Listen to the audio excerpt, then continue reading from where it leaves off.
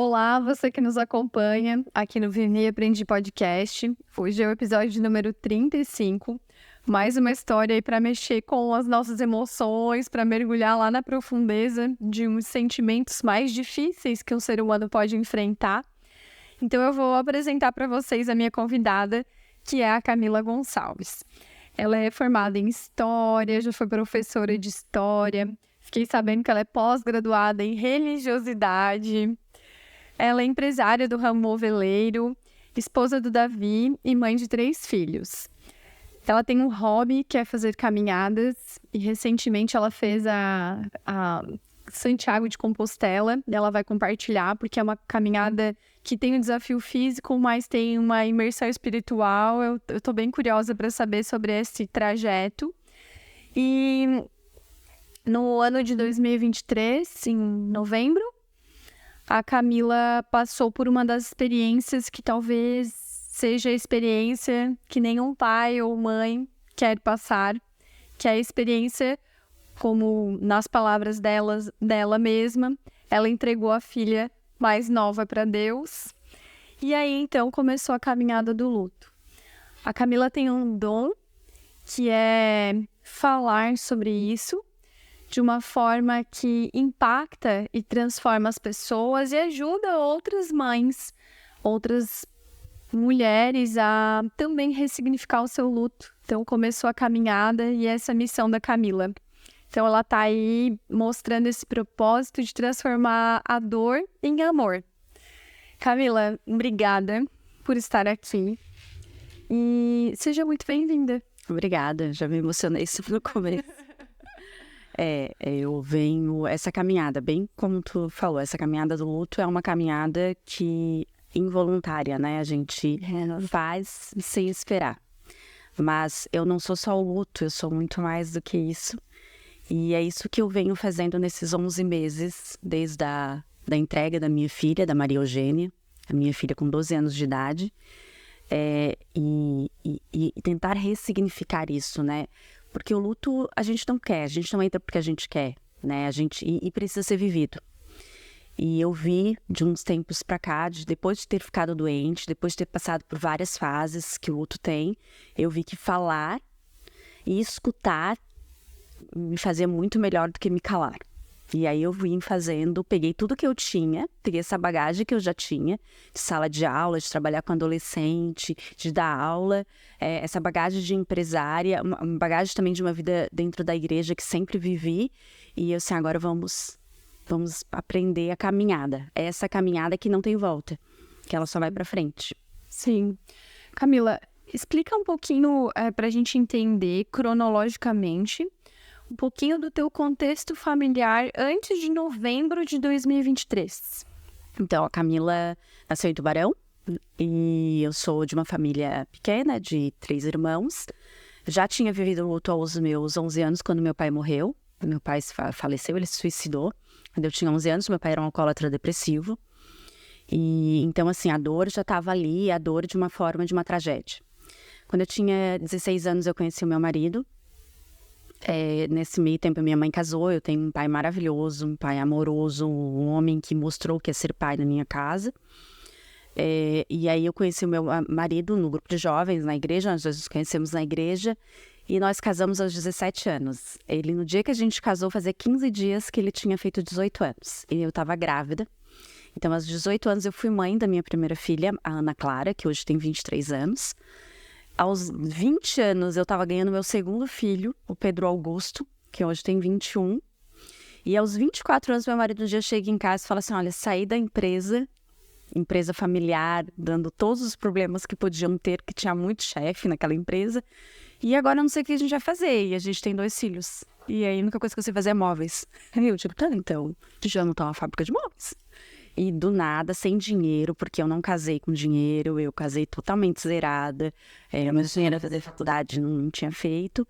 E a gente montou a La Casa de Mobile e a gente foi ser empresário. Essa é meio que uma vida ao contrário. Aí depois a gente foi comprar nossa casa, depois a gente foi fazer faculdade, foi aprender. A vida foi totalmente ao contrário. Aos 28 anos, nós dois sentamos e falamos, vamos fazer mais um agora? Mas vamos fazer com maturidade? tão maduros, mas fomos fazer, né? E aí veio a Maria Eugênia, a filha planejada, né? Aquela filha planejada, bem como o nome dela diz, Eugênia quer dizer bem nascida, né? E aí a gente teve a Maria Eugênia. E ela veio totalmente diferente, porque o Pedro Augusto e a Ana Clara era assim, era o que me davam. Né? Se me davam roupa azul, a Ana Clara ia usar roupa azul. Se me desse roupa rosa, ia usar roupa rosa. E a Maria Eugênia não, ela já veio, a empresa já estava estabilizada. A nossa empresa nasceu muito pequenininha, mas a gente conseguiu logo estabelecer bons contratos. E a gente conseguiu, então a gente já estava, né, numa situação bem, assim, bem. Então a Maria Eugênia foi aquela filha que eu comprei a roupinha, né? Que eu comprei carrinho, porque eu nunca tinha comprado carrinho de neném. Então ela foi a filha, e ela era 10 anos mais nova que a irmã, né? 8 que o irmão, então ela foi toda muito mimada. E daí depois eu entrei na faculdade, meu sonho sempre foi fazer faculdade de História. Gente, desde os meus 8 anos de idade, o sonho da minha vida era fazer faculdade de História.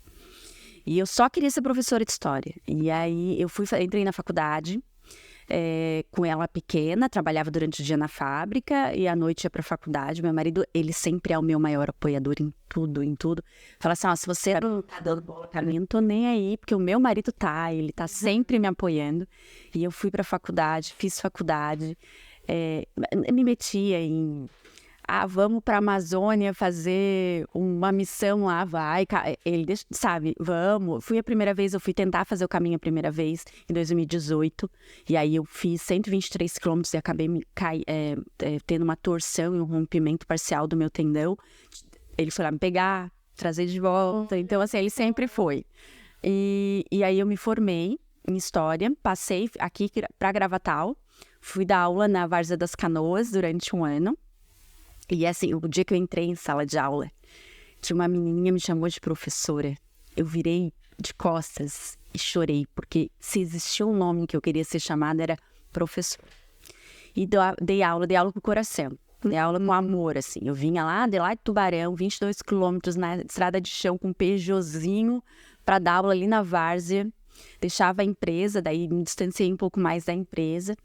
E depois logo dei aula, eu gosto muito do Instagram, adoro o Instagram, eu sou uma pessoa da comunicação, eu sou uma sanguínea, eu sou falante, eu tinha uma brincadeira, o look da professora de História, eu botava roupa e eles tinham que adivinhar que aula que eu ia dar, que ia combinando com a minha roupa, e aí me convidaram para fazer um processo seletivo no SESI Senai, e eu passei no processo seletivo.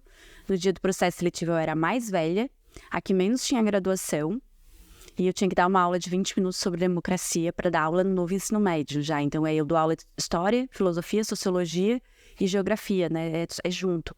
E eu cheguei, dei aula e passei em primeiro lugar. Fui aprovada e dei aula durante 4 anos ali no SESI Senai, que foi uma escola para mim, porque chegou uma hora, depois de um ano, entrei em pandemia, fui professora online e tudo mais. E eles me convidaram para dar aula de empreendedorismo, porque eu já era empresária, então eu dava aula junto com eles, eu dava aula de empreendedorismo além das aulas de ciências humanas. Eu tinha uma parceira, a gente trabalhava junto. Então, assim, nessa área eu estava. Antes disso, eu tenho mais... os 2 filhos, a minha filha passou para medicina, o meu filho passou para marketing e publicidade. Tava tudo indo bem. Então, eu dizer que sabe contos de fadas? Eu era conto de fadas, assim, se tu olhar o meu Instagram, eu era casada com praticamente uma pessoa com a cara de Jesus Cristo, porque eu sempre falo, eu pedia tanto para Deus para encontrar um homem, que quando eu olhasse para ele, eu não visse um homem, mas eu visse a Deus, que eu casei com o sósia de Jesus Cristo, The Chosen. Né? E aí, então assim, eu tinha tudo que eu queria. Um marido que me ama, que me apoia, uma empresa que estava entre altos e baixos, porque o ramo moveleiro na nossa região é uma montanha russa, então entre altos e baixos estávamos muito bem colocados no mercado, porque a gente se colocou no ramo, na linha do mercado de luxo. Né? Eu sempre falo, eu não tenho uma fábrica de móveis, eu tenho uma alfaiataria de móveis, porque é móveis sob medida exclusivo, estava tudo muito bem. E no ano de 2023, que era o meu ano, eu decidi que eu ia parar de dar aula, porque eu queria investir dentro da empresa e também investir mais nessa coisa da comunicação da Camila. Eu fiz uma festa de 40 anos, eu faço aniversário dia 5 de janeiro, então eu comecei 2023 com uma festa, com uma sunset da minha cobertura. do pôr do sol, com uma banda de pagode, com todos os meus familiares, os meus amigos ali em volta. Eu celebrei com uma missa, a gente sempre foi muito religioso, eu e meu marido. A fé sempre foi o carro-chefe de tudo. Eu falo, a minha empresa, ela não é uma empresa, ela é o caminho de santificação que eu tenho. O meu casamento não é a minha alegria, o meu casamento é o meu caminho de santificação. E veio tudo, estava tudo muito bom, fui reformar meu apartamento, morava no apartamento dos meus sonhos, moro ainda, né, no apartamento dos meus sonhos, vou reformar o meu apartamento e o ano segue.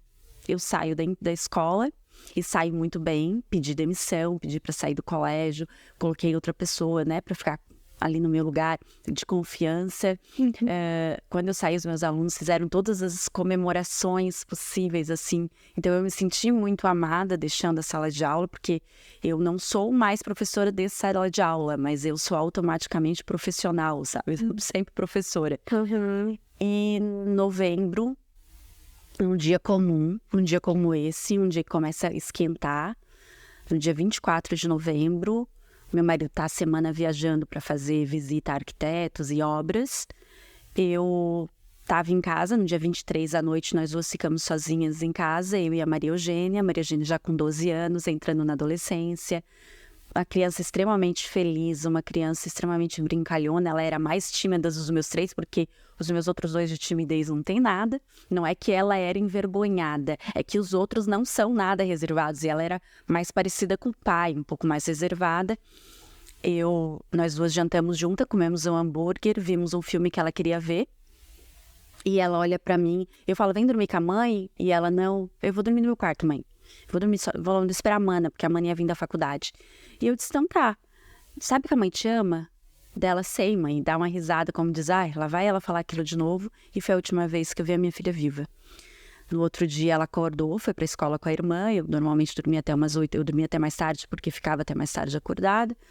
Eu vou trabalhar, não vou almoçar em casa, porque tem uma troca de uma máquina que precisa ficar ali fazendo, porque desligou toda a empresa e precisava ficar vendo aquela máquina. Fico na empresa, a máquina acaba quebrando, eu paro toda a empresa, na época com 51 funcionários, porque eu não era um compressor, sem um compressor as máquinas pneumáticas não funcionam. E aí eu fiquei aquela tarde enlouquecida, não falei com eles em casa, porque eu, além de ter uma funcionária há 14 anos que trabalha comigo, eu tinha minha filha mais velha de 22 anos em casa com a Mana, então estava tranquila, ela ia para o inglês às 4h30, a Mana pegava ela no inglês às 6h30 e ia para casa, e sexta-feira era dia de churrasco na minha casa, toda sexta-feira. O meu marido gosta disso, é a tradição dele. Eu vou à missa às 4h, a missa de São José Operário.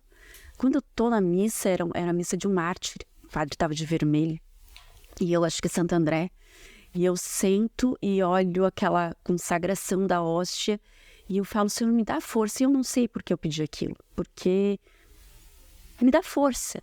Eu saí da missa, encontrei os professores do Senai, na esquina da minha casa, tem uns barzinhos na esquina da minha casa, eles vem cá, eu sentei ali com eles, tomei uma Coca-Cola, era 5h30, quase 6h da tarde. Eu disse, a Maria Eugênia não tá em casa ainda, a Ana foi pegar ela no inglês. Depois eu vou, Davi passa, para comigo, conversa, meu esposo, e ele fala, já vou para casa para começar o churrasco. As meninas foram no mercado. E aí, de repente, passa-se um tempo, e aí eu não sei medir o tempo, eu sei que estava começando, tinha acabado o pôr do sol, a minha vizinha vem e fala, tu precisa ir para casa. Eu falo assim, mas por quê? Fala pra mim por que eu preciso ir pra casa. Ela assim, tem que ir pra casa, aconteceu um negócio. Olha, eu tava era uma coisa assim que tu nunca esperava, que eu pensei, nossa, minha cachorrinha é velha, né? Minha cachorrinha morreu? E aí eu saí correndo, e aí a mãe dela me pegou pelo braço, a mãe dela já é uma idosa, muito querida, por sinal, e falou, tua filha caiu. Eu saí correndo, desesperada. Mas assim, os meus vizinhos já estavam todos a postos, porque deu a hora da queda foi na hora do pôr do sol, ali, final do dia, hora do rush mesmo. Os vizinhos estavam todos chegando em casa, os meus vizinhos. Então, assim, tava chegando, e eu tenho alguns médicos que moram no meu prédio. E Deus é tão perfeito em tudo que Ele faz, que era exatamente eles que estavam em casa. Então, um foi me pegar no caminho, o outro levou o meu esposo, e já chamou a ambulância. Em 10 minutos, a Maria Eugênia já estava dentro do hospital. Foi tudo muito rápido. E ela caiu da sacada? Ela caiu da sacada, meu apartamento é um duplex. Então, a parte de baixo é as partes dos quartos, a parte de cima eu tenho a parte de churrasqueira. Como eu estava reformando o apartamento, a minha cozinha estava desativada na parte de baixo e eu tinha montado a cozinha na churrasqueira, aqui do lado da piscina. A minha casa tem tela em tudo, meu apartamento tem tela em tudo, só que na área da piscina não dá para colocar tela. E nunca tive problema, porque eu fui morar lá, ela já era maiorzinha e eu nunca tive problema com isso, eu nunca tive problema com eles na beirada. E a tela era mais por causa dos animais do que por causa deles, né? E aí eu peguei e ela caiu. Ela falou, mana, vou tomar... Ela chegou com a mana, tem um vídeo do prédio, né? Depois a gente viu com o inquérito da polícia, porque é obrigado a fazer quando a morte é trágica, assim, né? Ela sobe cantando com a irmã, cantando. E depois de 10 minutos, o meu filho desce. E no que ele desce, ele encontra a irmã lá embaixo. Aí elas entraram, ela falou, mana, vou tomar água. Subiu para tomar água. O copinho dela estava lá em cima da mesa e ela caiu. E a gente não sabe de nada. Eu não sei se a queda da minha filha foi uma queda acidental ou proposital. Eu não tenho essa resposta. E eu acho que esse é a minha maior dor. Hoje, eu sei que a minha filha está no céu, mas é entender o motivo. Mas isso também faz parte do luto, né? Eu ter que lidar com não entender o motivo. E ela caiu. Ela sobreviveu. A queda foi uma queda junto à parede, então ela foi amortecendo. Amortecendo, ela teve uma queda. O meu filho estava saindo, estava indo numa festa de gala representar a empresa, porque hoje é uma arte na empresa. E ele desceu junto com o vizinho. Deus é tão perfeito que ele foi colocando os anjos dele em todos os lugares. Porque o vizinho e uma pessoa maravilhosa desceu junto com ele. E foi o vizinho que viu e chamou ele, mas não viu que era a irmã. E quando ele chega lá, ele vê que é a irmã e ele começa, o mano tá aqui contigo, o mano tá aqui contigo. E rapidamente meu vizinho chamou quem precisava chamar, a ambulância e tudo mais. Minha filha já tinha sentido que estava demorando demais, já estava procurando ela dentro de casa. E daí desce correndo, e aí todo aquele... Mas eu só chego no hospital. Eu vou ser enviada direto pro hospital. Toda essa parte, eu e meu esposo não estávamos em casa. A gente vai pro hospital, aí vai sala vermelha, o Davi entrou, eu não entrei, isso começa no começo da noite, eu só vou entrar na sala vermelha. Tu nem entra dentro do hospital, tu fica ali na rua, aquela rampa ali do hospital, eu só vou entrar já 11, quase meia-noite. Aí quando eu entro, a gente já vê que a situação não é nada, ela tava toda, a cabeça toda quebrada, ela não tava deformada, mas ela estava com ela teve politraumatismo craniano, com quebra de pescoço e tudo mais, mas sobreviveu, ela sobreviveu 90 horas. Deus nos deu 90 horas para ficar com a minha filha. A gente foi para a UTI neonatal, podemos ficar com ela, rezamos, cantamos. No sábado da manhã ela tem uma reação, ela levanta a mão. Quando é abaixada a medicação, ela tem uma reação. Pode ter sido só o nervo, mas para mim aquilo ali era minha filha me dando oi. Então, a gente tem mais uma hora, né? O Dr. Michel, que foi o neuro que atendeu ela, dizia, vocês vivem 1 minuto por vez. E assim, eu acho que eu vivo até hoje. 1 minuto por vez. E nós ficamos aquelas 90 horas ao lado da Maria Eugênia, rezando. Eu não podia nem encostar na cama, porque tinha uma questão de pressão. Mas a gente estava ali com ela. Aí foi isso. O meu mundo se abriu, caiu, se desmanchou, se despedaçou no dia 24 de novembro de 2023. A Clésia. Clésia é um anjo. A Clésia, no livro O Pequeno Grande Caio, ela descreve a dor de perder um filho como uma dor sem nome. E ela conta, assim, que depois que o Caio partiu, que ela queria saber muito se aquela dor ia demorar muito tempo para passar, porque era uma dor que sufocava, que era muito angustiante. E ela disse que encontrou algumas mães que tinham perdido filhos e dizia que era 3 meses para depois conseguir começar a te reerguer. Como é que foi essa fase inicial, assim? Então, sabe que a Clésia, eu já conheci a Clésia há muitos anos, porque ela era orientadora dos meus filhos, e a minha Maria Eugênia está no livro. A minha Maria Eugênia é citada no livro porque a Maria Eugênia e o Caio estudavam juntos. E ela é citada no livro, e foi antes de ela falecer. E eu fiquei sabendo no dia do velório dela. Que ela tem uma fala linda, que eles perguntam, mas onde... o menino pergunta, mas como é que o Caio foi pro céu se o corpinho dele, né, foi enterrado? Daí ela, com 6 anos de idade, fala, não, o corpinho dele tá lá na terra. Mas o que subiu pro céu foi as coisas boas que ele fez, os bons sentimentos. E ela tinha 6 anos de idade. E ela faz um desenho do Caio. E ela faz o desenho do Caio, não tá na cadeira de rodas. O Caio tá o Caio. E ela nunca conheceu o Caio sem estar na cadeira de rodas, né? E o livro, engraçado que eu li esse livro um mês depois. E eu fiquei esperando esses 3 meses também. Porque exatamente, eu amo filosofia. Eu lembro que no sábado à noite, no dia 25, o doutor Michel falou, olha, ou ela vai ficar vegetativa, ou ela tá com morte cerebral, gente. Não tem muito o que fazer. E foi uma noite muito difícil, porque ela oscilava muito naquela noite. E eu lembro que eu comecei a falar, e aí eu tava tão nervosa, que eu comecei a filosofar. E aí eu comecei a falar assim, amor, o meu Cronos acabou. O meu tempo acabou. O Cronos é o titã do tempo. Porque o que é muito triste, porque eu vi que naquela hora eu não tinha mais tempo. Eu não tinha mais tempo com a minha filha. Sabe quando te dizem assim, aproveita os teus filhos porque eles vão crescerem? Eu vi que eu não tinha mais isso. Acabou o tempo. O que eu tinha daqui pra frente era memórias do que eu vivi e saudade do que eu nem vou viver. E ficar imaginando a minha filha fazer 14, 15, 16, a minha filha se formar no 9º ano, minha filha se formar, imaginar qual profissão que ela teria. É isso que agora eu tenho. E aí eu fiquei nesse negócio, né? Agora eu não tenho mais tempo, meu tempo acabou. E depois, quando concretiza, porque tu tem 2 mortes, né? Tu tem a morte da queda e a hora que eles te olham, né? E levam para uma sala, porque teve um protocolo de morte cerebral e falam assim, agora às 10h58 do dia 28 de novembro, a gente declara a morte da Maria Eugênia Gonçalves. Entendeu? Porque houve um processo ali, né? De mais de 24 horas para fazer a declaração do óbito. E aí eu disse, parece que tudo acabou. Eu tava vazia. Sabe quando tu fica vazia dentro? Sabe? Tu tava vazia. Era um oco. Eu tava oca por dentro. Eu não sei se tu já tomou anestesia, que tu vê tudo indo e tu tá parada, assim. Parece que os carros estão andando e tu tá parada e tu tá anestesiada, né? A neurociência diz que essa anestesia é necessária pra te passar pelo processo da dor, do luto, né? E aí tu vai indo e e eu ficava, meu Deus, quando que isso vai passar? Eu lembro que eu tava assim lá no velório dela, foi um velório longo, porque ela ficou 24 horas em doação de órgãos.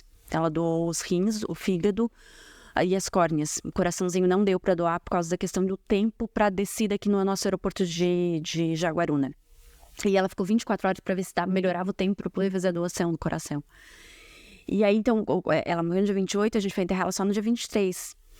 E eu lembro que eu ficava olhando pro caixãozinho dela, assim, e ela chegou já muito no final da tarde, então a gente tinha que passar a noite, e tava fechado, e eu dizia assim, meu Deus, que hora que vai parar de doer? Que hora?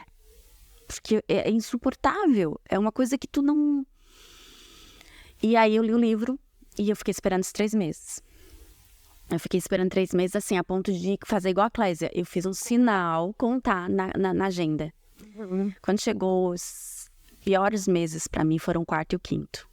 Foram os meus meses da depressão. Porque luto não é depressão, mas o luto te leva à doença. Eu fiquei com infecção de urina, eu fiquei com bactéria no estômago, eu fiquei... Então, tu imagina, assim, todo mundo lá em casa, porque tu abaixa muito a tua imunidade, tu vai ficando doente. E aí, o meu negócio, ela dizia, ela fala muito, né, a Clésia, a gente hoje tem um grupo Pérolas de Amor, que nasceu da minha leitura do livro, e daí ir conversar com ela, e escutar ela. E aí, depois daquilo, as 2 agitadas, vamos fazer algo com isso? E a gente criou o grupo Pérolas de Amor, que é um grupo de acolhimento de mães enlutadas. E aí, eu dizia, eu quero que isso passe. Ela dizia que ela estava vazia, eu dizia que eu estava anestesiada. Eu estava anestesiada. Eu não tinha o ritmo das pessoas. Maria Eugênia morreu um mês antes do Natal. Quando chegava no Natal, eu dizia assim, cara, tu tá fazendo a árvore de Natal? Minha filha morreu. Nossa, menino Jesus menino Jesus não vai nascer? Isso até eu fiz um vídeo no caminho exatamente sobre isso. O menino Jesus não vai nascer na minha casa. Não vai nascer na minha casa, porque não tem Natal. Eu vou estar comemorando um mês da morte da minha filha no dia que é pra ser Natal. E eu tava anestesiada, assim. Era uma anestesia, era uma coisa horrorosa. E tu quer um tempo, tu quer um cronograma. Aí eu comecei a pesquisar sobre luto, comecei a ler sobre luto, porque eu queria um cronograma. Então eu queria assim, ó, primeiro é a negação, anestesia, depois negação, depois vai pra isso. Então eu achava que eu ia passar isso cronologicamente. Hoje, aos 11 meses, eu sei que não existe passa por tudo isso, mas não é cronológico. Hoje eu posso estar aqui muito bem falando da Maria sem chorar, e amanhã eu posso estar desesperada dentro do meu quarto chorando. O que eu fiz nessa terça-feira, eu fiquei uma madrugada chorando, desesperada a madrugada inteira. Porque não tem, ela é altos e baixos. A Fafá, que é uma mãe que perdeu um filho já há 20 anos, ela fala pra gente assim, ó, luto é entre vales e montanhas. E é todo dia. É 1 minuto por vez.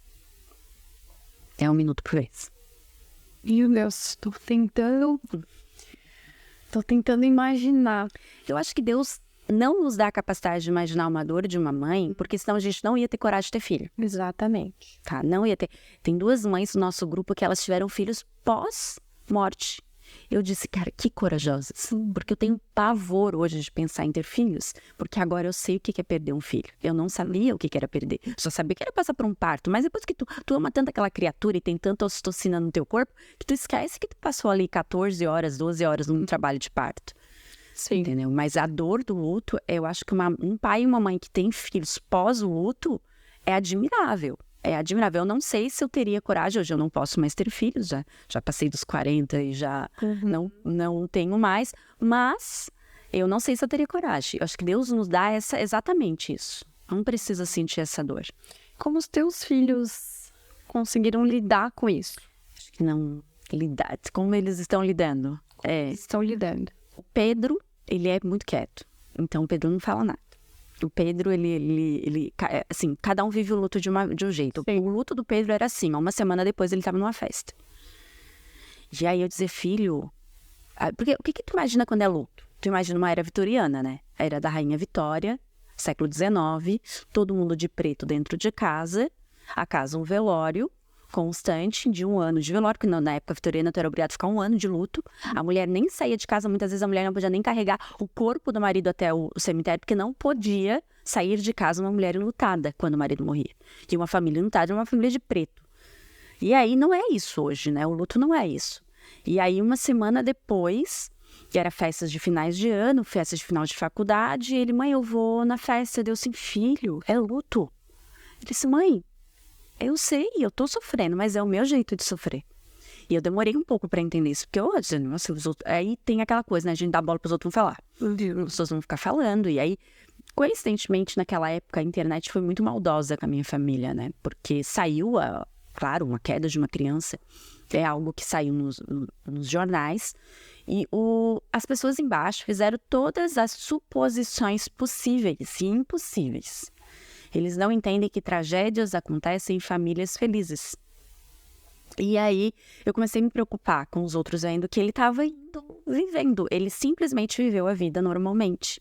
Mas aquela é a forma do luto do Pedro. Hoje eu entendo que, de todos, eu acho que o olhar do Pedro é muito dolorido, porque ele viu a irmã machucada. Nós vimos ela já no hospital. Eu vivo 2 dores. Eu vivo a dor da perda da minha filha, mas eu vivo a dor dos meus filhos ter visto ela. E aí, quando eu fico imaginando que ele viu e ele levou um susto porque ele foi ajudar uma pessoa e viu que era irmã, e o que ele fez foi silenciar. E foi assim, ele se silenciou. Raramente fala dela, fala uma vez ou outra, não chora, se chora, chora quietinho no quarto. A Ana e ela, se existe um amor mais lindo de irmãs, era das duas, porque elas tinham 10 anos de diferença e elas faziam tudo junto. A vida da Ana Clara era regrada pelo horário da Maria Eugênia sair do colégio, voltar do colégio, pegar no colégio. Então, assim, a Ana Clara, ela viveu um vazio. Ela viveu o vazio da rotina dela, porque a rotina dela era a Maria Eugênia. Então, foi muito difícil. Não consegue, até hoje ela tem sérios problemas para dormir. Todo mundo lá em casa vai no médico, porque isso é um passo, e é importante sim, a gente foi no psiquiatra, a gente vai no psicólogo, a gente toma remédio para dormir, então, e isso sim faz parte, eu não tô anestesiada, tem gente que pergunta se eu tô dopada. Não, eu não tô dopada, eu tomo um remedinho pra mim talvez não surtar tanto, mas eu não tô dopada, eu senti a minha dor. Então, a Ana, ela viveu, só que Deus é tão perfeito, que no meio do caminho apareceu um anjo de asa quebrada lá em casa, que é o namorado dela, que é o Gabriel, e ele meio que preencheu esse vazio de uma nova rotina, que deu essa luz, né? Não só para ela, como pra gente também. Então, mas a Ana, ela viveu uma perca de rotina. Foi bem difícil, mas ainda sofrem muito, assim. Vai chegando a data, no mês, 24 a 28, são dias que todo mundo lá em casa fica muito triste ainda. E o meu marido, ele silencia. Ele se silencia muito mais. É um silêncio doloroso, assim. É um olhar acinzentado, um olhar pro vazio. E aí tu sofre pela filha morrer e também tu sofre porque todo mundo tá sofrendo dentro de casa, assim. Mas falamos dela, naturalmente. Temos uma necessidade muito grande de falar dela. Ontem a gente fez cachorro-quente. E aí tem sempre uma cadeira vazia na minha casa. Tem sempre. Festa dói? Dói. Chegando Natal agora? Dói. Mas um dia a dia. A caminha vazia. A cadeira vazia.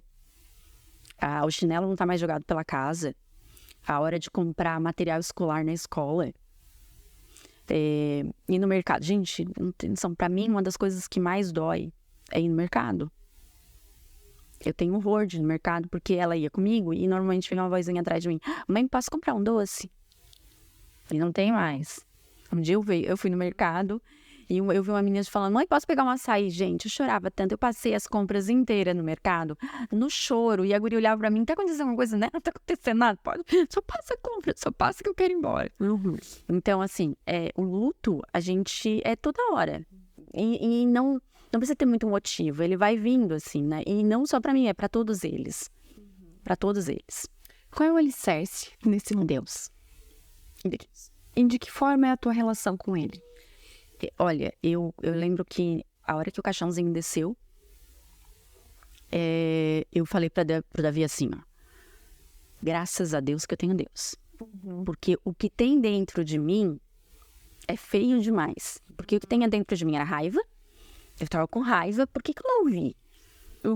Primeiro que eu queria saber o que tinha acontecido. Óbvio que eu me pergunto todos os dias, será que a minha filha se suicidou? E será que se ela se suicidou, por que eu não ouvi nada? Deus, será que a minha filha foi brincar lá na beirada? Será que... Porque no começo a gente pensava, pode ser um joguinho de internet. Tudo isso foi averiguado. E eu dizia, meu Deus, o que foi? E aí tu não tem essa resposta. Sim. E eu dizia, só Deus mesmo. Eu tenho o alicerce de Deus que se fez presente em pessoas, porque Deus, muitas vezes, ele só se faz presente nas pessoas. E eu tive muito. Eu tive a minha família, que apesar de que estava sofrendo tudo junto comigo, os meus pais, meus sogros, todo mundo, eu tive amigos. Deus colocou pessoas maravilhosas na minha vida que não foram só meu alicerce, foram da minha casa também. Né? Na hora que ela caiu, o Pedro Augusto não conseguiu falar comigo. E aí ele pegou e ligou para Elisângela, que trabalha com a Clésia, a Lili. Pessoa maravilhosa, Lia maravilhosa. E ela ligou para ela. E a Lili estava do lado do hospital. E foi ela que estava lá no hospital com ela. Ela que fez... Eu não sei, eu não escolhi a roupa, eu não escolhi o caixão, eu não escolhi nada. Foi tudo ela. Só disse assim, Lili, agora tu cuida do burocrático, porque eu tenho... E ela fez tudo. A minha irmã, eu tive amigos que vieram de Brasília. Eu tive amigos que vieram de Blumenau. Tipo assim, tava tudo do nosso lado. Minha irmã parou tudo, a minha irmã ficou ali do meu lado. Sabe? Todo mundo parou pra ficar do meu lado. A casa da minha mãe era um povo. Meus tios todos vieram. Todo mundo, assim. Eu tive pessoas que ligaram pra gente, falaram assim, você quer estirar ela daqui e levar pra um grande centro pra tentar um tratamento? Tem um avião à tua disposição. Uma pessoa que não tinha intimidade nenhuma comigo. Eu só era uma pessoa boa. Então, assim, Deus se faz presente nisso. A gente tem uma tendência de procurar milagres, né? Principalmente quando é católico, que gosta de um milagre de santo. E eu aprendi com dois santos na minha vida. Um que já é santo reconhecido pela igreja, que é São José Maria Escrivá, é o santo fundador do Opus Dei, e ele é um santo que morreu em 1975, então é uma pessoa que entende a realidade do século XX. E o outro santo é um santo que morreu faz uns 2 anos, eu acho, que é o padre Jonas Abib, o fundador da Canção Nova. Ele ainda não é reconhecido, mas não falta muito. E os dois falam a mesma frase. O milagre não está naquela coisa no cego conseguir enxergar. a árvore na frente dele, quando Jesus. O milagre estava no céu, eu consegui se enxergar. E aí era um milagre que ninguém viu. Eu pedi para Deus o milagre da cura da minha filha e eu sabia que o meu Deus podia me dar. Não tenho dúvida nenhuma, até porque assim, a minha fé não é uma fé emocional, é uma fé racional, porque eu sou professora de história. Eu fiz uma faculdade que todo mundo ali era anti-igreja, que as pessoas que mais me perguntavam era como é que eu ainda continuava sendo católica, conhecendo o que a história fala da igreja católica. E eu falo, mas eu conheci Deus antes. Então, assim, a minha fé é uma fé racional. E eu gosto de estudar, eu gosto de ler, eu gosto muito de estar atrás disso. E aí, quando eu vejo um milagre no pequeno, eu sabia que ele levantou a filha de Jairo. Eu sabia que Deus tirou Lázaro do túmulo depois de 4 dias, ele já estava podre. Esse é o Deus que eu creio, é o Deus de milagre. Mas o meu milagre não foi a minha filha levantar da cama. Mas eu tive muitos milagres. O meu milagre foi a Lili estar do meu lado. O meu milagre foi eu ficar 90 horas com ela no hospital. O meu milagre foi cada um dentro daquele hospital de Tubarão, Imaculada Conceição, que trataram a minha filha da forma mais linda possível. Gente, era tão lindo. Eu disse, vocês são gotas de amor. O meu milagre é eu estar lá com os grandes neurocirurgiões do lado da minha filha, pelo SUS, porque eu não paguei nada. Eu estar lá com o Dr. Michel e toda a sua equipe cuidando da minha filha, sabendo que ela não estava sentindo dor. Né? O meu milagre foi isso. O meu milagre foi eu viver o meu calvário do lado dela. Esse foi o milagre. Não foi ela levantar daquela cama. A minha filha não levantou da cama. A minha filha foi pro céu. Então, assim, a minha fé é essa fé. É uma fé das pequenas coisas.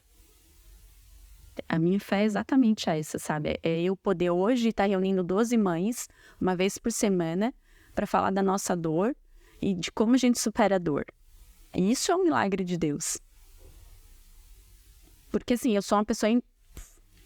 Eu sou enérgica. Eu fui para uma cama. Quando chegou em maio, eu fui para a cama. Eu literalmente só queria dormir. Ao contrário, quando eu tô ruim, eu não falo. E o meu marido, as pessoas perguntam, nossa, como é que teu marido te aguenta? Tu é tão enérgica. Porque ele me conhece, ele me conheceu antes. Uhum. E outra, porque ele prefere a minha fala do que o meu silêncio. Porque o meu silêncio não é legal. E eu fui para uma cama e fiquei dormindo. Só dormindo. Eu só queria dormir, eu só queria dormir, só queria dormir. Eu não queria ver televisão, eu não queria fazer nada. Eu saí do Instagram, saí do WhatsApp. Eu desliguei do Instagram, WhatsApp, eu só dormi. Eu não queria falar com ninguém. Eu só queria ficar dormindo. Eles chegavam, vão tomar banho, eu só queria ficar dormindo. De ficar de pijama e dormindo. E se eu estava acordada, eu estava limpando a casa. Eu limpei tanto a minha casa que a minha unha estava caindo, assim, ó, toda machucada. Porque a minha vida interior estava tão bagunçada que eu tentava limpar a exterior. E eu moro no mesmo apartamento, né? Eu fiquei um tempo na praia, mas depois eu voltei. No carnaval eu voltei a morar no meu apartamento, porque precisava voltar para minha vida. Porque no meu entender, naquela época, eu tinha que voltar para minha vida. Então eu tinha que voltar para a fábrica, eu tinha que voltar com os mesmos horários. E aí tu descobre que esse caminhar do luto não é um caminho. Eu não sou mais a mesma pessoa e eu não consigo mais caminhar na mesma estrada que eu caminhava. Porque a minha vida não é mais a mesma. Sim. E aí eu vou, naquele luto ali, quando eu levanto, eu vejo que Deus é a minha força em tudo. Camila, e o que tu foi buscar no caminho de Santiago de Compostela? Acho que eu vou buscar a Camila. Eu lembro quando eu fui me preparar para a primeira vez, eu tava me sentindo fodona, tá? E aí eu descobri lá quando eu me machuquei que eu não era nada. Nossa, eu era a larva, gente. Eu não era nada. E não sou nada mesmo. E eu voltei frustrada, mas não entrei em Santiago. Mas eu aprendi o caminho. Tinha uma caminheira que ela dizia assim, ó, o caminho é caminhar. O caminho é graça. E eu acho que quando eu fui a primeira vez, em 2018, eu fui procurar, sabe, não festa, assim. Eu fui procurar, eu vou fazer o caminho, me achando, sabe? E não foi, voltei. Me machuquei por besteira. Tipo, eu sempre falo, eu comprei um tênis muito caro, uma bota muito cara. Que eu parcelei ela, tipo, em 24 vezes. E na hora que eu machuquei, eu tinha acabado de tirar a bota. Tipo, eu tinha uma bota de proteção pra isso, pra aquilo. Só que tava calor, eu tirei a bota, botei uma Crocs e me machuquei. Então não adianta. A cabeça deu picho. Quando eu voltei agora, essa viagem meio que já estava organizada antes de tudo. Eu já ia com uma amiga, eu já não ia mais sozinha, porque outra vez eu fui sozinha, que eu queria caminhar sozinha, eu gosto de andar sozinha, mas meu marido não disse que eu não ia mais caminhar sozinha, pra mim não aprontar mais nenhum, e ele não ter que ir lá me pegar de novo. E aí eu tinha uma amiga que tá sempre do meu lado, que é uma grande amiga, a Ju, que a gente fez muita brincadeira no nosso Instagram, que é a Caju, as duas juntas, e a gente pegou, ela topou ir comigo. Quando eu tava bem naquela época que eu fui pra cama mesmo, que eu fiquei muito ruim, a gente foi lá e comprou a passagem. Foram lá, daí deu uma baixa no euro, porque tudo é caro agora. A gente comprou a passagem. E aí ela disse assim, ó, agora a gente vai ter que treinar. Levanta dessa cama, a gente vai ter que treinar, porque a gente tem que treinar. É caminhar de 18 a 24 quilômetros todo dia durante 7 dias. Tem que treinar. E aí começou. E aí ali começou o meu processo de saída da depressão. Porque eu deixei entrar na depressão, no meio termo tem um cachorro nessa história, que é o meu... uma das manifestações hoje, o Rafael, o cachorro, né? Eu digo que o meu anjinho Rafael tá ali, que é a minha manifestação, que é o Bonifácio. O meu cachorro, que nós estávamos numa preparação, indo de Laguna pro Farol, que a gente fazia esses tirões, e principalmente na beira de praia, para poder cansar um pouco mais o corpo. E eu tava muito depressiva naquele dia. E eu dizia assim, meu Deus do céu, eu preciso me dar alguma coisa para me sair, porque eu só vou viajar em agosto, e era junho, e era véspera do aniversário da minha filha, da Maria Eugênia, né? Ela ia fazer 13 anos. E eu disse, me dá algum motivo, porque senão eu não vou nessa viagem. Eu não vou, porque eu tive várias vezes, eu tentei cancelar a viagem depois. E aí eu vejo uma matilha de cachorros, e eu digo assim, um cachorro para incomodar ia ser bom, né? Eu tenho uma pequenininha, minha cachorra é surda, não, é o tédio. Se fosse botar um cachorro do Divertidamente, a minha cachorra é o tédio. E aí, depois eu chego no Farol, tem mais outra matilha e um bebezinho no meio. Aí eu passo a mão no bebezinho, um machinho, eu digo, é o Bonifácio. Adoro esse nome, né, nome histórico, né. E aí eu disse, o Bonifácio, levei o Bonifácio. Olha, quer aquela coisa, quer um cachorro pra se incomodar? Isso Deus atendeu, mas de fato foi uma coisa que me alegrou e me tirou da cama. E até hoje de manhã eu tava lá dando banho nele, e ele fica do meu lado, e ele fica me cheirando, ele vai trabalhar comigo todo dia, ele vai pra fábrica, ele vai pra casa de jabuticabeira, as pessoas já me conhecem estando com o Bonifácio, ali foi um processo de querer sair. E aí quando eu vou pra caminhar, tentei desistir várias vezes, como já falei, quando eu falei que eu não ia me preparar como eu me preparei da outra vez, porque da outra vez eu tinha personal, tinha isso, tinha aquilo, fui com a mesma bota, que tava cara, eu tinha que usar ela até o final, e ela tá toda rasgada. Fui com uma mala com as mesmas coisas, minha calça rasgou no meio do caminho, tive de uma calça emprestada pra ela, que eu disse que eu não ia levar nada, que eu ia levar o que eu tinha. E aí eu tenho uma música que fala sobre Santa Teresa d'Ávila, que ela fala assim, faz do meu nada amor, né? Santa Teresa d'Ávila, não, desculpa, Santa Teresinha do Menino Jesus. Ela fala, eu não tenho nada pra te dar, Senhor, mas tu pega esse meu nada e transforma ele em amor. Eu fui falando isso para Deus o tempo todo. Senhor, eu não tenho nada, porque esse meu vazio do luto, sabe esse sentimento que é um sentimento que não tem dor? É o nada. E aí eu falei assim, o que tem dentro da minha mala é isso, é nada. É uma mulher que nem mãe eu não me achava mais. Porque tu perde a identidade, né? A doutora Ana Quintana, que sempre fala, Ana Cláudia Quintana, que fala que o luto é a perca da identidade, porque eu não tô mais vendo a minha filha na minha frente me chamando. Né? Eu não vejo mais o amor, eu não vejo mais, tá, mãe, eu sei que tu me ama. Eu não tinha mais aquilo. E aí eu falava assim, olha, eu tô indo pra lá, se quiser pode me arrebentar meu pé, eu vou de qualquer jeito. Né? Eu acho que meio que eu liguei e vai, né? E aí eu fui com isso, eu fui transformar meu nada em amor. E Deus, em cada caminhada, e aí Deus me deu um pé com duas bolhas no pé, mas tão grande, que eu dizia obrigado, Senhor, todos os dias para minhas bolhas. Nos dois pés ali, ó, doendo. E eu dizia, sabe o que é isso? A minha vida é assim, ó. Eu tô aqui na Europa, caminhando num lugar lindo, porque, gente, a caminhada é linda. É lindo, os lugares são lindos, maravilhosos, com uma amiga divertidíssima, porque a gente se divertia tanto. A gente ria tanto que as pessoas de longe sabiam quem a gente era e que a gente era brasileira. Porque a gente se encrencou, a gente dormiu com umas tchecas catinguenta, a gente se perdia, nossa, pegamos chuva. Tem trocentas histórias ali no meio. não falava inglês, as pessoas iam falar inglês com a gente falava. Daí uma hora a gente tava falando mal de uma mulher, falando mal, fazendo comentários sobre outra mulher, porque ela é alemã, não ia entender. Aí quando a gente olha, a mulher falava brasileiro, tava entendendo tudo que a gente tava falando. Tipo, tem trocentas histórias, assim, mas eu sempre tinha 2 bolhas do meu pai. E bolhas enormes, inflamadas. Quer dizer, porque a minha vida agora é assim. Eu vou ter felicidade? Vou, porque uma das coisas que eu perguntava se eu ia ser feliz de novo.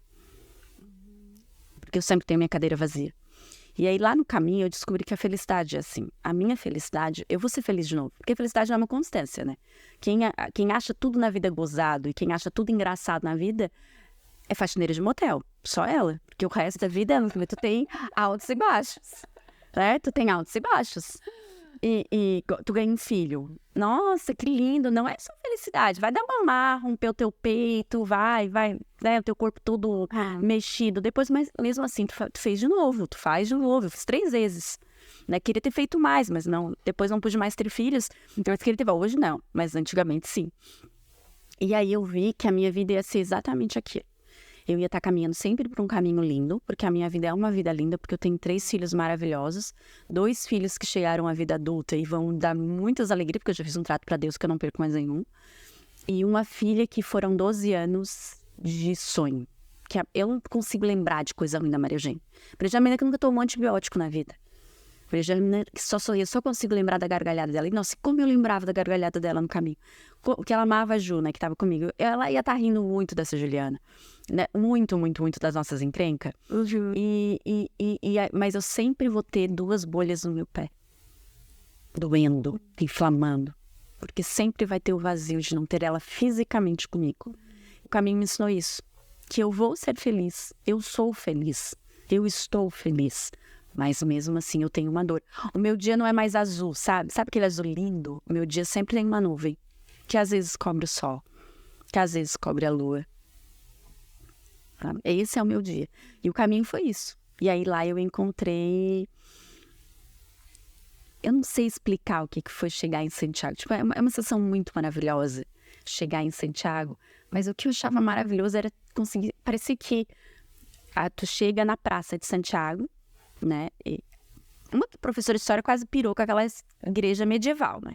Sim. Coitada da minha amiga, ela escutou aulas de histórias várias vezes. E quando a gente chega na praça, eu cheguei no domingo, planejadinho, a gente chegou no domingo, e as pessoas vão batendo palma pra quem vai chegando, né? As pessoas estão assistindo as pessoas chegarem. Sim. E eu escutava a gargalhada dela. E aí logo depois a minha filha botou um post, a minha filha, a Ana Clara, falou assim: mãe, que orgulho de ti. E eu acho que era isso que eu precisava encontrar lá. Porque chegou uma hora que eu tava naquela minha cama, que o meu corpo já tava doendo de tanto ficar deitada, que eu dizia assim, eu não sou mais mãe, porque a Ana e o Pedro são adultos. Daqui a pouco eles casam, eles vão sair de casa. A Maria morreu e eu não percebi. Uhum. O que eu sou? Eu perdi a minha identidade. Eu perdi o meu conhecimento de mim. E aí, Deus foi me dando, nesses caminhar, esse autoconhecimento. Nós precisamos nos autoconhecer dentro do luto. Isso a gente vê em todas as mães. E não só quem perde filho, né? A gente tem o luto do pai. Às vezes o luto de um divórcio. Né?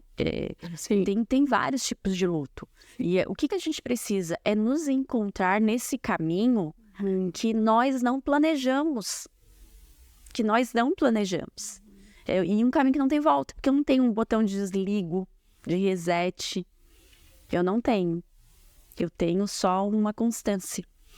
Eu não tenho um motel para mim parar e descansar, porque é o que a gente faz no caminho, né? A gente para e descansa. Eu tenho que andar e andar. E cansa, gente, o luto é tão cansativo. O luto dói fisicamente. É muito cansativo, é pesado. Esse sentimento de vazio, também ao mesmo tempo, eu e Davi, a gente fala da pata de elefante. Que parece que tu tem uma pata de elefante no meio do teu peito. De tanto que dói. De tanto que dói. A ponto de ir fazer exame no cardiologista para ver se não é algo sério. E não é luto. É o luto que tu tá vivendo.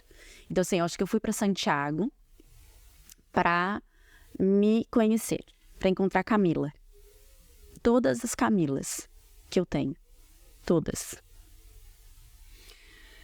Camila, tem um dizer sobre maternidade, sobre maternar, sobre essa transformação que a gente passa quando a gente se torna mãe. Não sei se você já ouviu, é um poema. Não vou lembrar exatamente as palavras que ele utiliza, mas a metáfora que ele faz é assim. Tá lá descrito no livro O Poder do Apego, mas não é da Julieta, da autora do livro. Ela cita esse poema, que ele diz assim, que quando a gente ainda não é mãe, a mulher é como um rio, que corre e vai ao longo da vida fazendo curvas e vai vivendo e construindo a sua história. Só que quando a gente está prestes a se tornar mãe, a gente sabe que a gente vai encontrar o mar. E a gente tem medo, porque a gente não sabe, porque a gente vai morrer, porque a gente vai ser mar. A gente não vai mais ser rio. E, na verdade, quando a gente se torna mãe, a gente percebe que a gente não deixou de existir. Aquela identidade da mulher não deixou de existir, mas ela se transformou no mar. Ela se fundiu ao mar e ela se transformou em algo maior. E aí, se transformar mãe, a gente também passa por um luto, que é o luto realmente de a gente entender que aquela mulher não existe mais e que agora é uma nova mulher. Então, escutando tua fala, eu fico tentando entender no que esse oceano se transforma. Porque, de novo, é uma nova identidade. Sim. Tem um filósofo pré-socrático, que é Heráclito de Éfeso, que quando ele vai tentar explicar que todo ser vivo tem algo primaz, o arquê, que eles chamam, né? Todo mundo tem um princípio ativo, algum princípio ativo igual. E aí ele fala que é o movimento. Todo mundo se movimenta. Tudo se movimenta, né? Uma planta, ela se movimenta para crescer. Até a pedra se movimenta. Ela se faz ali no atrito, se movimenta. E ele fala que, como é um movimento, nós não podemos nos banhar 2 vezes no mesmo rio. Porque nem o rio é o mesmo e nem eu não sou a mesma. Esse oceano, ele está em movimento. Daí nós temos o Pacífico, o Oceano Atlântico, né? E é o Pacífico, o Atlântico e o Índico e... os 3, né? O Pacífico, o Atlântico e o Índico. A professora de geografia agora não lembrou, mas geografia nunca foi meu forte, tá? Eu sempre fugi. E tem hora que eu sou pacífica, que tu se torna um Oceano Pacífico, né? O meu fim é esse oceano calmo, né? Que na verdade ele não é o mais calmo, né? Porque depois descobriram que não era pacífico. E tem hora que tu é um mar agitado, tem hora que tu é uma tsunami. É isso que a gente vai se transformando. Só que não é uma constância. Porque quando tu é só rio, o rio ele vai ter ali o leito, ele vai sempre verter para o mesmo lugar. Quando tu vira um oceano, tu verte para tudo que é lado. Tu tem hora que tu tá calmaria e tem hora que tu é onda que vem e bate. Tem hora que tu é um mar calminho ali de Florianópolis e tem hora que tu é aquele mar turvo do Camacho para lá. É isso? Por isso que tu se assusta. Porque o oceano é instável. Eu, pelo menos, tenho muito medo de mar. Eu acho o mar uma coisa... Porque tem tanta coisa naquela profundidade. Não sei se já andou de navio. Quando a gente tá andando de navio, coisa que a gente olha para baixo, tu pensa em infinidade. Pode ter uma baleia, pode ter um tubarão, pode ter muita coisa ali embaixo. A gente sabe que a gente tem cavernas e cachoeiras embaixo do oceano. Por isso que a gente se assusta. É esse transformar-se nesse oceano, né? Eu acho que, sim, que o primeiro ano é o ano mais difícil, porque é o ano do tudo a primeira vez. Tudo é a primeira vez. Primeiro Natal, primeiro Dia das Mães, primeiro... Eu acho que meio que nos preparamos, porque assim, tudo quando eu sei que vai chegar uma data, a gente meio faz alguma coisa diferente, assim. Eu tenho muito medo do novembro chegar. Porque o novembro vai ser um ano, e um ano é muito tempo. É 12 meses. É muito tempo sem ver ela. Tu pensa que em um ano ela tinha menstruado um pouco antes. Então ela estava daquela transformação da menininha, da criancinha, pra mocinha. Quanto que ela já não estaria mudando agora? E aí tu vê essa turbulência que vai ter esse mar, né? Que a gente tem que se transformar em não viver mais com ela. E dói essa incerteza. Eu acho que o que eu mais tenho medo é da incerteza. Se eu tenho medo de uma coisa, é da incerteza. De todo dia. Porque tu não sabe como é que vai estar amanhã. Camila, mas se Deus chegasse agora pra ti e dissesse assim: Eu vou te dar uma oportunidade. Hoje à noite, quando tu chegar na tua casa, a cadeira da Maria Eugênia, que sempre está vazia, mas ela vai estar lá. Eu vou te dar essa oportunidade de conversar com a Maria Eugênia. O que você diria para a Maria Eugênia? Eu já me fiz essa pergunta muitas vezes, porque eu sempre falo, tem uma época, eu acho que o que mais eu amei no livro da Clésia, porque tinha uma época que eu dizia assim, eu quero ver se a Maria tá bem. Mas o meu bem de mãe, eu queria ver se ela não tava com frio, não tava com fome, se ela não queria comer um miojinho, né? Ela adorava miojinho. Se ela não queria comer alguma coisa. E aí um dia eu fui falar com uma amiga, eu falei assim, ai meu Deus, será que ela tá bem? E ela disse, ai Camila, tu é tão inteligente, tu não sabe que agora ela não é mais um corpo físico? Eu olhei pra ela assim, chata. Aí quando eu li o livro da Clésia, no livro da Clésia exatamente, ela botou uma blusa de lã no filho, porque no dia que o Caio morreu tava frio, ela botou uma blusa de lã por baixo do terninho pra ele não sentir frio no caixão. Eu digo, então eu não sou louca? Não é só eu que tô sentindo isso, né? Porque eu queria uma portinha, uma escadinha, eu disse, Deus, eu nem quero pegar ela mais de volta pra mim. Porque no final, toda mãe cristã quer que a filha vá pro céu. Mas é óbvio, se eu quisesse, tudo mais quer na vida é ter ela de volta, né? Por muito tempo eu ia perguntar o que aconteceu. Muito tempo eu ia perguntar, filho, conta pra mãe o que aconteceu. Tu caiu ou tu se jogou? E se tu se jogou, por que tu fez isso? Eu juro que por muito tempo eu queria perguntar isso. Talvez é uma pergunta que eu tenho dentro de mim. Eu tenho certeza que todo mundo na minha casa faz essa pergunta. Porque eu não sei, nem o laudo da perícia me dá essa resposta. O laudo da perícia é incerto. Ela não tem carta, ela não tem nada para ser descrito como um suicídio. O corpo dela não está jogado, ela não se jogou, não há o impulso do corpo. Nem a carta. Quando veio o laudo, nem esse laudo me dá a resposta. Nem esse laudo. Hoje, eu iria perguntar se ela sabia da certeza do amor dela pela gente. Sabia que ela era amada. Que eu acho que já iria responder a outra pergunta também. Quando as pessoas me mandam muita coisa de suicídio de filho, né? A gente não declara, até porque eu não sei. E foi uma coisa que o policial falou pra gente. Se tu sair falando que a filha se matou, tu pode estar condenando ela injustamente por uma coisa que ela não fez. Às vezes ela só estava sentadinha na beirada e caiu.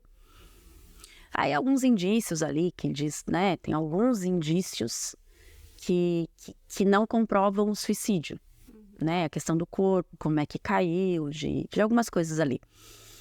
E aí muita gente me manda coisa de filho que se suicidou, né? Que se matou. E aí eu no começo ficava com muita raiva. Muita raiva. Porque eu não queria pensar nisso. E uma hora eu tive que pensar que essa era uma probabilidade muito grande. E a gente tem que ressignificar, e aí eu vou falar para uma filha de um suicida, porque eu sou filha de um suicida, apesar de que meu pai era um suicida autodeclarado, que tinha tentado suicídio várias e várias vezes, era um alcoólatra depressivo, uma pessoa que tem uma história terrível, né? Força da minha mãe de ter aguentado ficar ao lado dele, porque é muito difícil tu enxergar uma pessoa conseguir ficar 18 anos lá de uma pessoa daquela. O meu pai deixou uma carta. Ele deixou tudo direitinho. Só que o meu pai, na carta dele, ele fala que não é que ele não amava a gente. Ele não se amava. Não é que ele não conseguia conviver com a gente. Ele não conseguia conviver com ele mesmo. Então, se matar não é matar a pessoa, é matar a dor que está dentro da pessoa. E muitas vezes eu queria saber se a Maria tinha essa dor. E eu acho que antigamente eu iria perguntar. Hoje, a minha filha está no céu. Eu não tenho nem mais o direito de querer ela do meu lado. Porque a nossa vida toda converge para o céu, dentro do que eu creio na minha fé. Mas eu queria saber, filha, tu sabe que tu foi amada, né? Tu sabe que tu foi amada, né? E isso eu iria perguntar muito. Tu sabe que tu foi amada, porque é um amor tão grande, sabe? Eu amo tanto os meus filhos, eu sempre falo que era a minha alma fora de mim, que imaginar que ela pode ter não se sentido amada é uma dor maior ainda. É uma dor maior ainda. Mas a gente fica fazendo várias dessas imaginações, né? O que eu faria? Mas não tem e se. E tu tem, porque se tu vive só no e se? E se? E se ela estivesse aqui? E se ela não tivesse morrido? E se isso? Cara, tu pira. Tu pira total. Aí a depressão vem. A depressão vem, a doença vem. Sim. É bem difícil. Não é fácil. Mas não tem escapatória. As pessoas falam muito pra mim, força. E Eu falo, ai, não quero. Eu não quero ter força. Eu quero ser fraca, eu quero chorar, eu quero me jogar em cima de uma cama. Eu quero ser fraca. Minha fraqueza talvez é falar, não é silenciar. Mas, sabe, não tem opção. O ser forte no enlutado não é opção. Tu é obrigado a ser forte. Tu tem que passar por aquilo. Sim. Tu tem que estar ali. A hora que eu caí, o meu maior medo era que a minha casa inteira caísse. Sabe, a casa inteira cai. Porque a hora que eu fiquei ruim, meu marido ficou mais ruim ainda. A hora que eu fiquei ruim, meus filhos ficaram mais ruins ainda. Então, assim, eu tenho que viver por mim e por eles. Por mim e por eles. Camila, nós estamos chegando na pergunta final. Se fosse resumir a tua trajetória de vida, a Camila adolescente, que perdeu o pai, que teve uma história difícil, uma construção difícil, depois teve uma gravidez na adolescência, construiu uma família, junto com o marido, uma empresa, realizou o sonho de ser professora, que fez toda uma história, construiu toda uma história e passou por essa dor, que é a dor talvez mais doída que um ser humano pode passar. Se fosse resumir a grande lição que a tua vida traz, o grande exemplo que a tua vida traz, a grande mensagem, e fosse colocar numa frase dizendo: eu, Camila, vivi o que vivi e aprendi que a cruz se faz necessária, que a cruz é salvação. Que Deus disse: pegue a tua cruz e te segue. Em nenhum momento ele disse que a cruz ia ser leve, em nenhum momento ele disse que a cruz ia ser fácil. Ele só disse: pega a tua cruz. A dor é uma dor de cruz, só que foi pela cruz que a gente recebeu a salvação. Na missa, esses dias, era um padre que nem era brasileiro, eu não estava entendendo direito o que ele estava falando, ele era numa Moçambique, onde falam português, mas é um português não brasileiro, e ele falou assim: sabe que Deus conhece a tua dor? Deus conhece a tua dor. E aí eu parei, e eu só tinha entendido aquela frase. E aí eu parei, baixei a cabeça e pensei assim: meu Deus, tu entende a minha dor? Porque Deus perdeu um filho inocente. Deus perdeu, Deus está conhecendo a minha dor. Então, assim, eu sei que eu sou amparada por Deus em todos os momentos, sabe? E aí, Santa Teresa d'Ávila diz que Deus só dá o sofrimento para quem Ele ama. Então, Deus me ama muito. Eu sou um ser insignificante que passa por essa terra, por essa caminhar, que é muito amada por Deus, na alegria e na tristeza. É isso que eu sei. Um mergulho nas profundezas da dor, com Camila Gonçalves. E esse foi o episódio número 35. Camila, rede social? Camila. E da empresa de vocês? La Casa de Mobile. É legal. Então, quem quiser acompanhar a Camila e a empresa de móveis, La Casa de Mobile, lá no Instagram, é só acompanhar. E também lembre-se de que você pode assistir os melhores cortes de cada episódio no Instagram do Vivia Podcast, com apoio cultural de LD Espaço Odontológico. Tchau e até o próximo episódio.